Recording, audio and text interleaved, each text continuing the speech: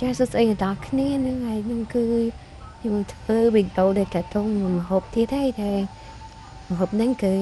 ត្រីអាំងដោយសារតែមកពីស្រែទៅខែហ្នឹងគឺជាខែច្រូតកាត់ចឹងជាខែប្រមូលផលស្រូវបន្ទាប់ពីច្រូតកាត់ហើយនៅតាមវាលស្រែហ្នឹងគឺទឹកក្រៀងហើយទាំងនេះអញ្ចឹង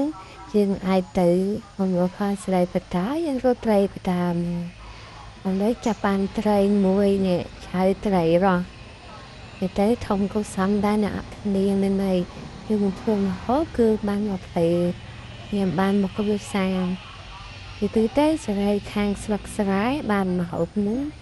គឺពិសេសខ្លាំងណាស់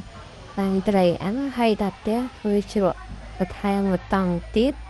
គឺកាន់តែពិសេសសម្រាប់អាហារជួបជុំគ្រួសារនិយាយចំទៅនៅស្រុកខ្សែมันមានជាអាហារអីមកពេលពីបីមុខដូចនៅក្រុងទីស្រុកស្រែមានតាំងមុខតែគ្នាញ៉ាំតិចតួច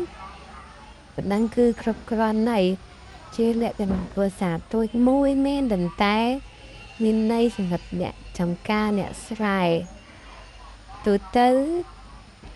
ត្រីអាំងនឹងបើយើងញ៉ាំអត់អស់អ្នកស្រុកស្រែគាត់អាចយកទៅឆ្នៃធ្វើជាសម្លអីហូបថែមទៀតបាន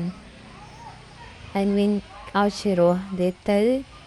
បើស្ញបាត់អស់គេអត់ចោលទេគេអាចយកទៅឆ្នៃធ្វើម្ហូបផ្សេងមួយទៀតបានអញ្ចឹងណា